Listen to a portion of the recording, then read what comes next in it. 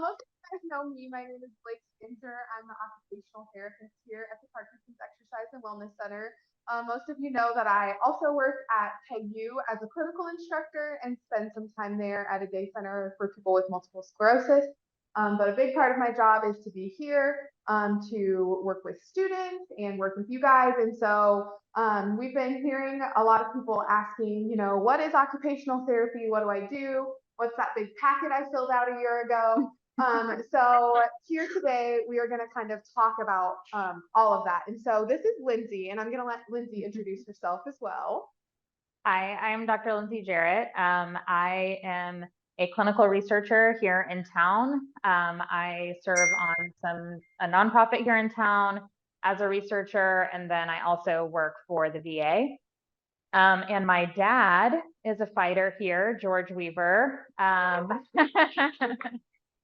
So this place is very, very important to me for a lot of reasons. And I am personally impacted by this place. So when I think Teresa and I met and I said I was a researcher, we then started talking and a lot of this started unfolding from there. So happy to be here, happy to continue to be a part of this community. Okay, awesome. So we are going to skip this. We'll come back to this later. The first thing we're going to do today is talk a little bit about the program evaluation packet. This is something that we started a little over a year ago, right after I first started in July of 2022. And we sent out these big, large packets. Some of you remember completing them. We had about 55 of you guys complete those. And we're going to talk a little bit more about what the reason was for us doing that and what we found out from it. So here is the research team. You have Lindsey, who was the principal investigator. She's a volunteer, like she just said. Myself, and then we had Graham, who helped us kind of really dig deeper into the data and do some of that data analysis that is a little bit above my head, not above Lindsey's head, but helped us out with some of that too. Okay. Do you want to take over? Sure. Okay. Okay, so I just wanted to give a little bit of information, just kind of, you filled out those packets. I want to make sure that you kind of get that information back. So as we go through this, there might be some things that are surprising to you, not surprising to you, but I just want to make sure that we're sharing this information and have the ability for you all to ask questions about what we're doing with this information moving forward. So Blake said it already that about a third of the fighters that are here completed the packets. So that was really helpful to get that level of information. We know that it was a lot of information and it took people a lot of time. So I really appreciate the time and the energy that everyone put towards that. In the packet, there were a lot of different pieces of information. We asked like what we call demographic information. So all of that kind of base information about who you are, gender, how much money you make, what race you identify as, all of those kinds of things. We also asked about your class attendance. So we wanted to know what your participation here at the center was. And then on it now. Oh, that's okay. I just want to make sure she didn't have a question. Okay. And then we also asked different things that are actually pretty kind of common in people with different health conditions. So I wanted to kind of use some of that information, some assessments, some of the things you might have seen or been familiar with in different doctor's visits or different people that you maybe have encountered professionally as you've gone through your Parkinson's journey. So we asked about self-determination, depression, loneliness, fatigue, and then we also asked just about your social needs, if there were anything that you needed, food assistance, like different kinds of things, just so we could understand a bit more about who you are. So as we kind of got this information and analyzed it, again, there were about 55 people. If anyone loves statistics around here would know that it's not quite like statistically significant to have that number, but it doesn't mean that the information isn't valuable.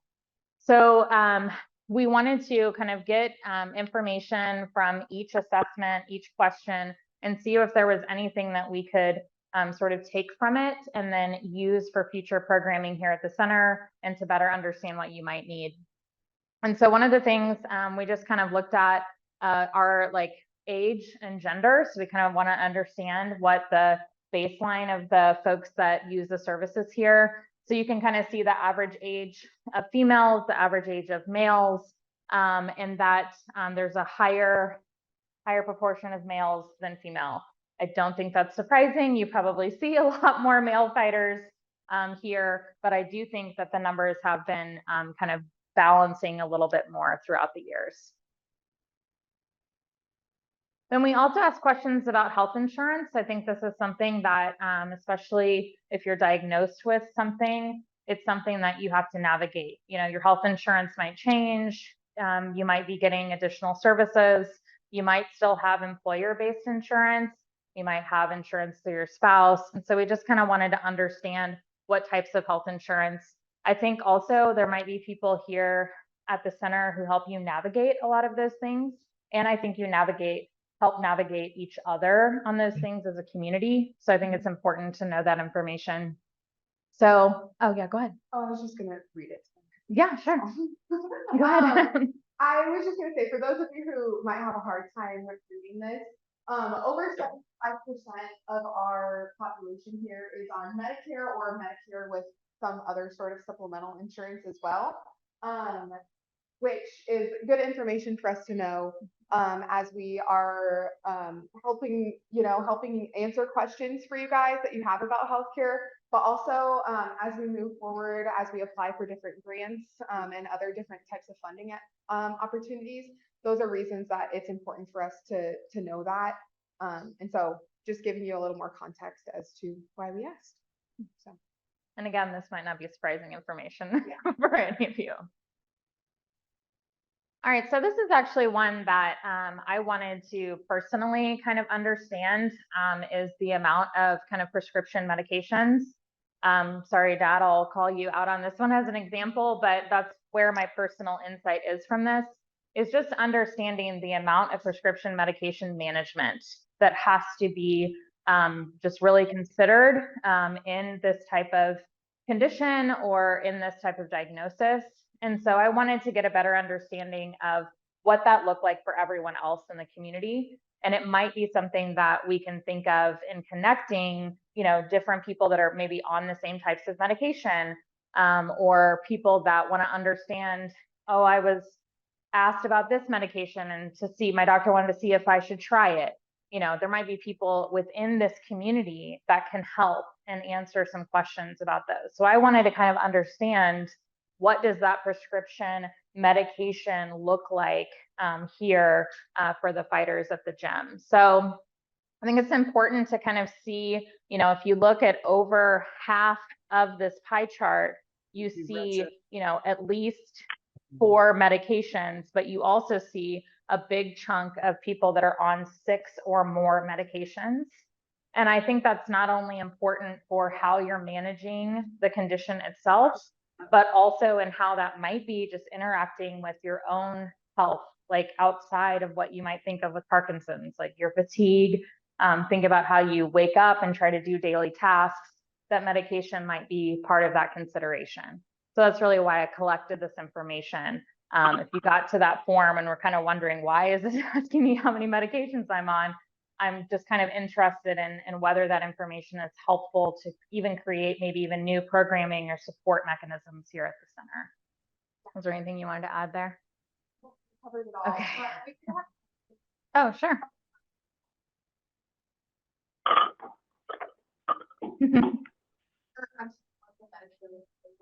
Which I touched on that. That's just like the supplemental insurance if they have Yes. one, if you wouldn't mind saying that. Oh yeah, so the question was what the other stood for, and it just meant that you could have supplemental insurance with your Medicare. That's what that meant. Okay, so I was interested to see how just the growth of folks and to see how many people joined pretty early on in the, you know, in PEWC starting, and then also like how they were represented in this particular study. if they were mainly new members, if they've been here for a while, but there was really some good mix here. You can definitely see that there was significant growth after the pandemic. I think people kind of were, I would guess, kind of, able to come back or join a program that was out in the community, that was outside of their home. So I think that that's good to see. And then we also looked at kind of some engagement. We sort of took this year joined and we looked at what classes they were kind of a part of by the year that they joined. So we also saw some things kind of in rock study. So rock study, I think, is a really popular class. And I think that that's something that we saw in the data, that people, that even if they were here for a long time or new members, they were attending that class on kind of a regular basis. So I think that's a good indicator for that particular class. And then newer classes, that were kind of new to the mix here. So that would be like our spinal roll and release, our like stick mobility, urban polling. Those are the newer classes that she's talking about. Yeah. So those were attended more by newer members, is what I saw in the information. And so that's just important to note, just in thinking about how these classes may be talked about, or that maybe people who've been here for a long time maybe have feelings about new classes. I don't know, but I just think it's kind of something to think about moving forward. And then also, we've had a conversation with Teresa already about this, but just thinking about like how you might look at these classes and how you might create a way for you all to give feedback on what classes are really helpful. And I think there's already that starting on how to give that kind of feedback and how new classes can be created. And I think that's the beauty of this place, is that it listens to the people that are fighting here every day.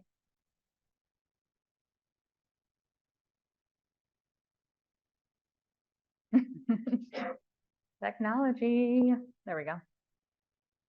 Okay. Again, I don't know if this is surprising information to all of you, but I just wanted to note it, that 92% of the people that filled out these packets identified as white or Caucasian, and then also 10% veterans. I actually didn't realize that we had, I think 10% is actually a lot, just based on that 55. So I think that that's actually just something that I didn't even realize, that there was a good proportion of veterans here. And I think that that already is a community. And then to just think about how there might be even additional resources for veterans, especially with this condition. The other thing that we also, we did have one person not respond to this, which is why I put this here, that there were just 54 people that responded in this question. But 80% reported that they have spouse or partner support. So I didn't necessarily make the assumption that those people are living with them, but they do have spouse and partner support. And then also there were, doesn't look like that many, 4 people, but they noted having clinician or community provider check in on them regularly. I actually think that number is quite low. That actually broke my heart a little bit, that there isn't more of that clinical community kind of checking in on you regularly. So for us, an action step with that is figuring out how we can kind of bridge some of those gaps between the PEWC and who you're seeing as a clinician, and how we can help make sure that your questions are being answered and you are getting those regular check-ins, beyond just us, but also from those more like specialized medical providers as well. Yeah. Yeah.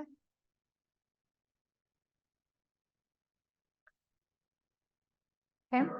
The other things that we actually have had quite a bit of discussion about this particular finding is just around, I kind of lumped a lot of these questions that kind of were talked about as social activities or things that you're doing in your community, maybe groups that you're involved in. I even asked questions about whether you play golf. I just wanted to kind of know, what are the things that you're doing out in your community that are outside of here at the gym.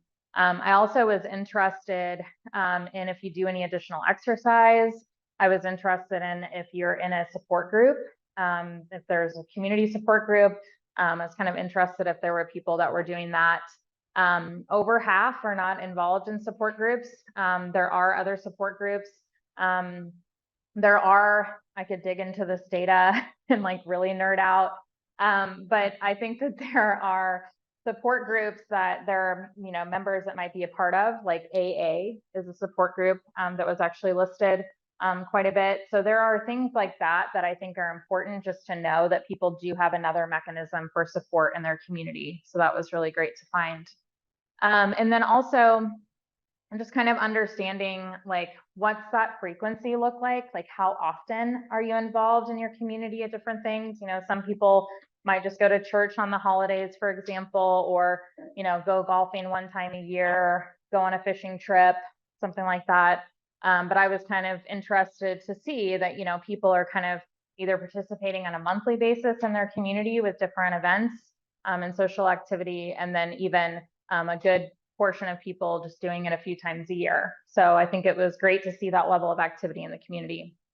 And then I do think it's very clear by this last line that a lot of the exercise that happens with you all is right here in-house. And I think that that's really important to know because I think that that gives a lot of opportunity for the people that run this place to kind of understand that this is a really great source and that you all are spending a lot of your time and energy here. Yeah. And so we'll talk about this a little bit more when I talk about, student involvement and everything like that. But what we're doing with some of this information about, over half are not involved in support groups and things like that that's slowly but surely going to become part of our programming. We have some capstone students who are going to work on support groups. Our level 1 students might be doing a type of support group coming up here in the fall, and we're really working on using their skill and their expertise as they're learning more about it to learn with us and help support our population too. Yeah, and using your own expertise to support everyone else here. I think it's also important to involve yourself in that when you think about a support group, that you all are doing it all the time. I mean, like my dad has a ton of friends here and I hear all about them all the time. And I think that that's just, that's what you do. You're done working out, you have a conversation, you check in, you ask questions, like it's already a part of who you are when you're here. Okay. All right. So now we're going to go into a stage that's like maybe doesn't feel so uplifting, but kind of talking about loneliness.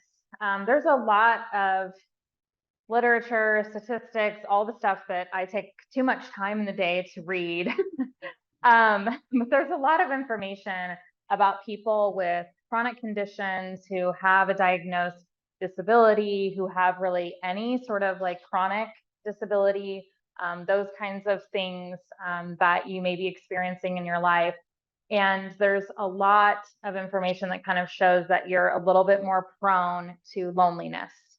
And sometimes there's a lot of factors. You might be in an age group where you've lost a lot of friends, you've lost family, maybe you live in a different community, maybe you're a veteran and you have other things, that you're also working with. There's a lot of factors to loneliness. But I was really interested in thinking about and studying loneliness here with you all so that we can create solutions for it. So that here at PEWC, we can start to create and understand what loneliness looks like for you, and then also figure out what would help to sort of decrease those feelings of loneliness. Yeah.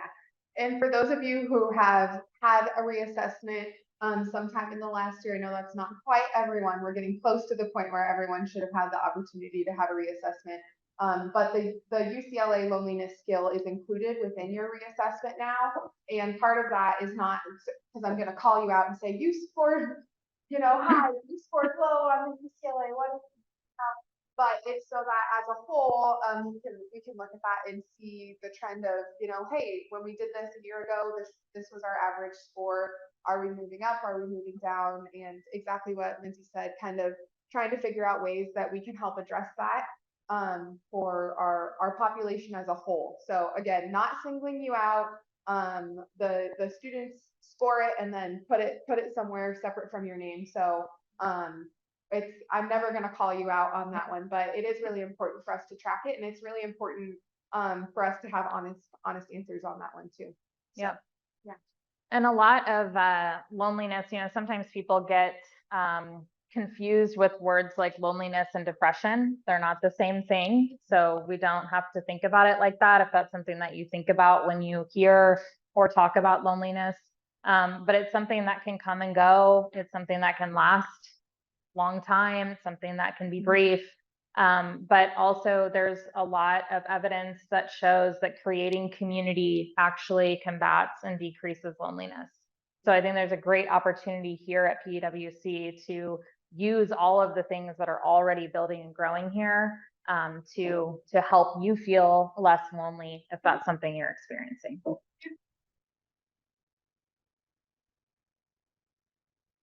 Okay, fatigue. I mean, we're all tired.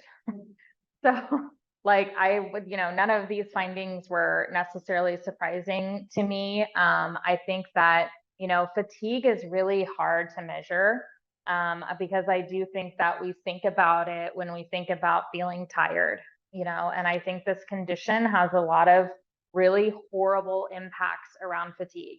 And like you don't think you're tired, you feel like you've gotten enough sleep, and you still feel like it's hard for you to get up and around. And so I think that it's just something that's really hard to measure. And so there's different assessments. I actually don't think there is a good one because it's so hard to measure. But I think that the one that we did use is the MFIS. I don't think I would necessarily recommend using it again. But with that said, I think it's important for us to understand fatigue and understand what causes fatigue for you. So then, here at the gym, I think that you can work towards like, what are the things that make you feel more energy and less fatigue? And so I think understanding those components, I think, is important. And that's why this assessment kind of looked at psychosocial, cognitive, and physical. So it's not just about your body, and how you might feel tired, but also how you're perceiving that tiredness or exhaustion. And then I think also not a surprising finding is that the more people or the more classes that were attended by people, that people reported less fatigue. So I think the classes are actually helping to combat those feelings of fatigue, which I think is a great, really great insight for the work that's being done here.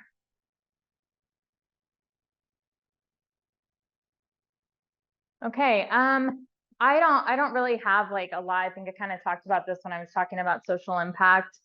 I think this one is, did you want to speak about this too? Yeah, go ahead. Kind of like,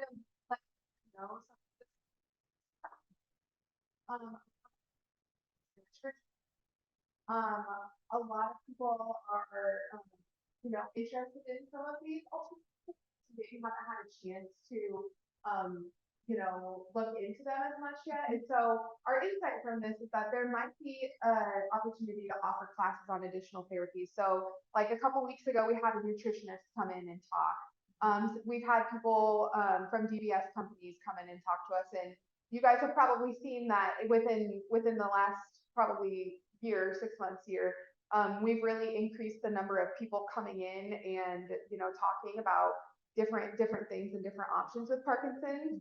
And that's not because we want you guys to do that instead of exercising, but we know that there's there's a lot of things that you can pair with the exercise that might work for you. And just knowing that that's something that with that social support, we're trying to kind of increase some of the communication with this. So this is another thing that you're going to see on your reassessments that you're doing every year is what kinds of other therapies are you trying? How is it working for you? Would you be interested in talking to somebody else about it? because we really want to help build that network and get people connected. I know I had a gentleman a few weeks ago who was asking me, he really wanted to talk to other people here who had Lewy body dementia. And so figuring out who else had that and getting them connected was really, really important. And so we're trying to kind of gather some more information on those different things and different interests so that we can help offer a way to connect you. Great, thank you. Okay. Yeah, so I asked a couple of questions. They were actually just, I wanted you to just tell me what got you here. Why did you even come here in the first place? And then also what keeps you here. And so I think it's important that, 40% specifically said to combat Parkinson's progression. So I think that that's really important. There were also a lot of just different variations, about slowing down the disease, feeling better, doing things more in my life that I want to do, spending more time, like quality time with my family. There were just a lot of different things that were kind of given there. And then also, what keeps you here? So the staff, yay, that's great. That was good. That was good to see. And then also community. I mean, again, that's like a common theme, that you come here for the community. I think that's really important. And I think it's actually something that's different than if you went to, Lifetime Fitness or something, not to like put them in some sort of category, but I just think, I don't know why I said them out loud, but just any sort of other type of gym where you might feel like you're getting, exercise. I think it's important that you see community and that keeps you here. And then also that you feel like it's working. Like I saw this quote in a lot of different variations in the whole entire thing, it's working. I feel better. I can do the things that I want to do. I'm doing new things. I'm doing things that I used to be able to do before I came here. Like that is really, like, for you to say it's working, I think is really, really great. Yeah. And it was really special for both of us to read those. So those of you who took time to like answer these questions fully, there were times when I was going through them that I would like text the staff and be like, I just want to share a quote. Awesome.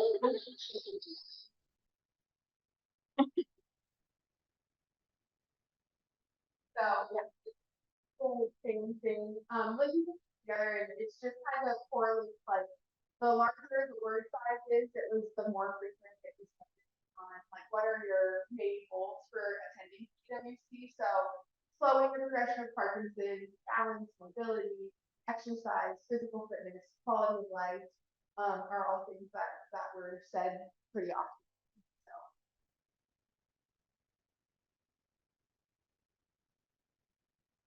So do you want to talk about this? Yeah. So from all of that, I talked about some of our recommendations kind of as we were going through. But we did come up with some different recommendations from all of this information. So it's not just like, cool, now we know, that's it. We're implementing some of this stuff. Like I said, we're already implementing some of this stuff, and some of it is going to continue to be implemented as we move forward. We saw some room for growth in maybe our like marketing of certain classes, beyond Rock Steady Boxing. Rock Steady is what got us started. And we don't want to abandon that, but we also have a lot of other really cool classes that our members are benefiting from, and we might want to work on marketing more too as well. Lindsey and I have talked at great length about the potential need for a peer-to-peer support group, about medication, about just different interests, about our symptoms of Parkinson's, and what that might look like. And then also we have a lot of really cool like foundational data that we can use for applying for grants, and other collaborations with different populations that are underserved. And I think that is one of the coolest things that has come out of this. Beyond just, there's a ton of great things that we can do here, but we also have some really good information that we can use to kind of start with some of our outreach. So I don't know if you have anything else you want to say about the grants. but No, I don't think no, so. I we have a lot of really cool starting places and stuff to work with as we're moving forward and as we're growing as an organization and trying to help more people. I think that we have a lot of great opportunities for that. And like I said, kind of some of the data to back that up. Yeah.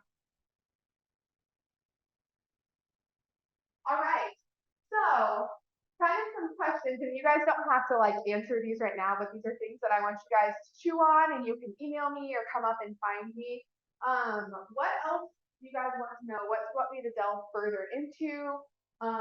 What questions do you have that haven't been answered by this program evaluation? Is there something that you think I should do moving forward, or a question that you want answered? And how do you guys think that we can use this information to meet our mission? So providing exercises for a stronger body, resources and education for a stronger mind, and camaraderie for a stronger spirit. So yeah. Does anybody have any questions right now? Immediate questions for me or for Lindsey?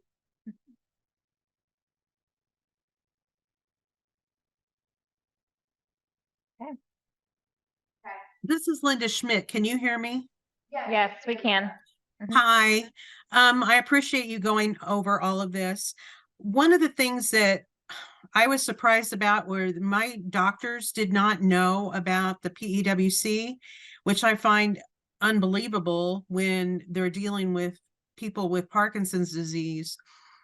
I think we as fighters can be great marketing tools for this program. And I was wondering if I know that there's a packet of information, but I know it's also costly to give those out just to anybody and everybody. But is there some sort of marketing tool that we could have, a flyer that we could give out and give to our doctors and give to people that we come in contact with that have Parkinson's, so that they would know how to reach out and get the help that they need? Yeah, that was a great question. So just because it was on the computer, Linda, I'm gonna repeat your question to make sure everybody who's here in person. Okay. But she was just asking, what can we do as fighters? She said she went to her neurologist and they had never heard of the PEWC, and so she was asking, what can we do as fighters? And a great thing would be to pick up some flyers and take those into your neurologist. If you want to take one of the welcome packets that we give people, that would be great. But we have tons and tons of just you guys have probably seen it, like our regular blue flyers. Do you have something else to say, Teresa? Oh, okay. No.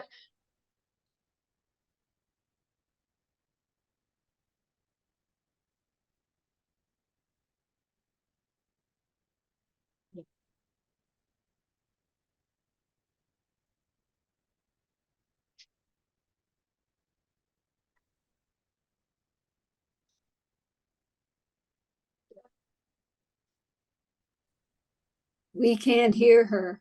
Yeah, we're going to repeat it. Yeah.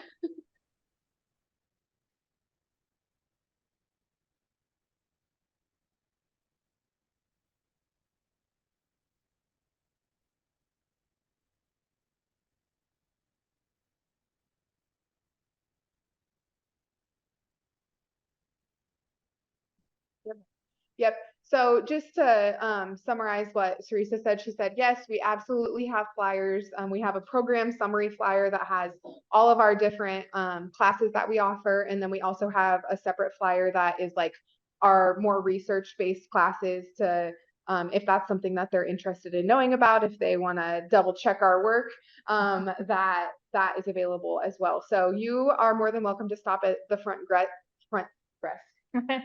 desk and ask Gretchen for some of those, and she can grab you some of those, certainly. Perfect. Thank you. Yeah, thank you for that question. I have a question. Sorry. Yeah, go ahead, Victoria.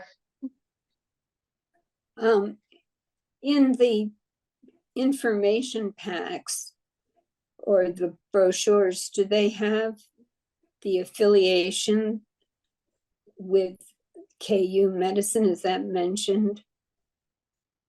No, because I think that's a real feather in your cap, in the organization's cap. Yeah, I agree. So her question was if we like have anything in our information packs about being affiliated with KU medicine. I work for the KU Occupational Therapy Education Department. So I have that affiliation, but that is separate from my appointment here. And we have a lot of different connections that we're always working on, but we don't necessarily have like a KU stamp on anything that we have. And Teresa, if you have anything else to say.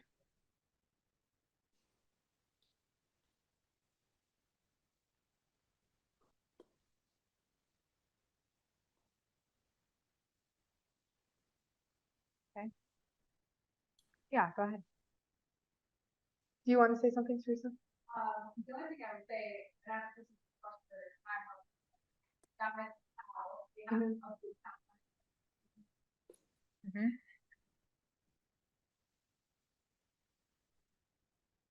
Yeah. Yeah.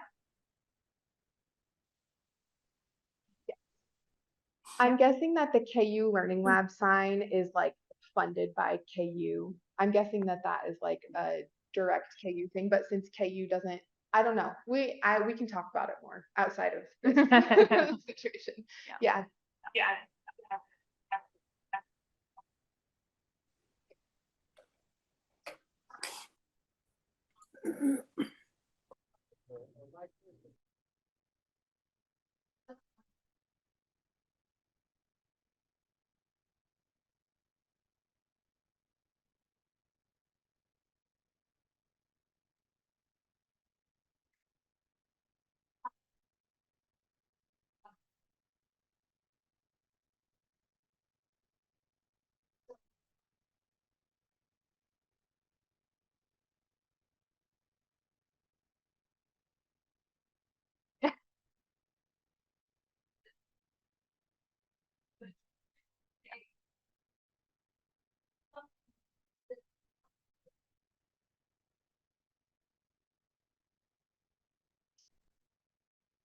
Like, we're having trouble hearing you.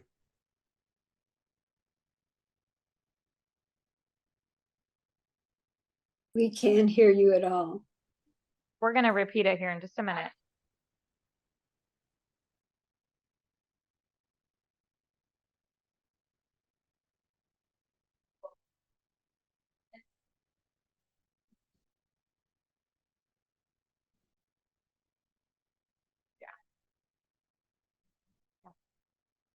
Do you want to repeat it? No. It's my mom talking, so I can probably repeat it.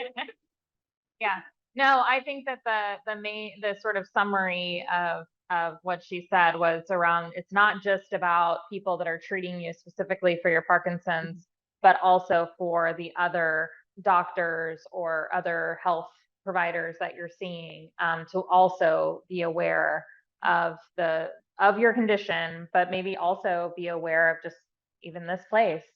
Yeah. Yeah. Okay.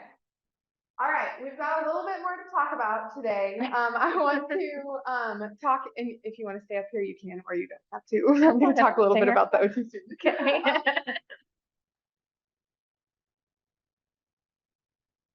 just wanted to give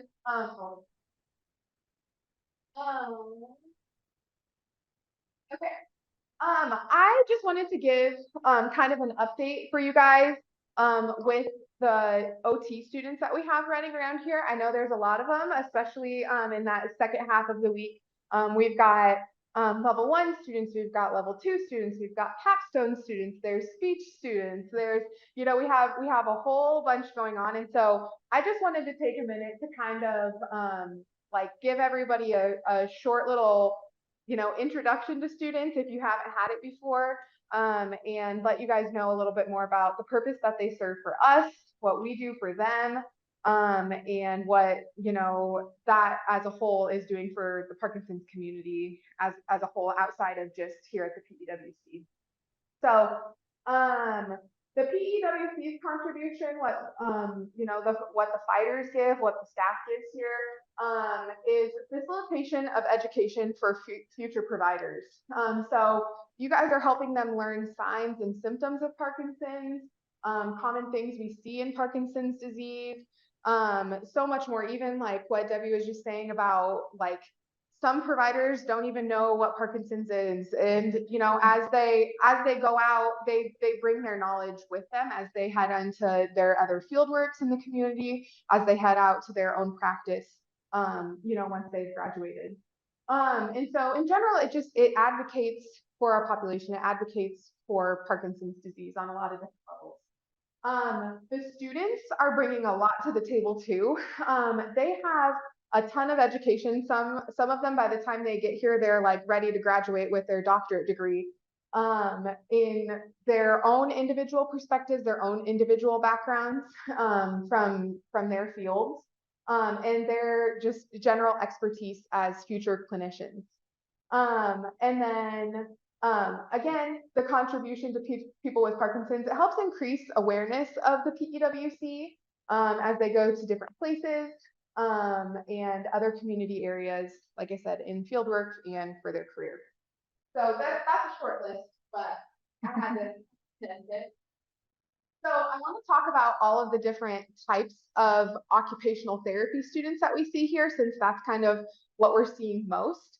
One is the capstone students. So we only see capstone students in the spring. If you have been here for a while, I was a capstone student here. That's how I got involved in the PEWC. That's kind of how I came to have an OT position here. But this spring we had Jenna and Angel. Angel worked a lot with our care partners. Jenna did a dance class. She did a support group for people who are newly diagnosed. But basically a capstone student will be here for 560 hours total. So that's 40 hours over 14 weeks. So they're here for quite a while. So far, like I said, we've had 4 students, and 2 of them we're going to have in the spring next year. And they have specific projects that they do. So they're not necessarily here to help with classes as much. They kind of have their own thing. So like I said, with Angel, she worked on those, the care partner modules that you guys did. Jenna had a whole dance class. When I did it, I did some of those big educational presentations. Part of mine was also doing classes, but that was specific to me. And I want to show you guys this cool resource that has been created from our capstone students. This is something that our capstone students have created using materials that I made and Sam made when we were on our capstones, as well as the materials that Jenna and Angel made. But this is a resource website that has not gone live yet, so none of you have seen this yet. This is the grand premiere. But the goal is that as Gretchen is working on redesigning our PEWC website, there's going to be a little icon that you can click on that website that will link you here with materials that were created by our OT students. So you'll see we have things for care partners, for fighters, other community resources. It kind of tells you more about what the website is about, everything like that. And as you get into it, if you're a fighter who is maybe new to the PEWC, you can come on here and look at the different classes. And my students have all created, it's not loading right now, but have created these really cool infographics that can kind of tell you more about, okay, so what is Rocksteady Boxing, and takes you through different things that you might expect, the different types of classes we offer here, what the benefits are to you as somebody who completes the class, and some references for if it's something that you're interested in looking more at.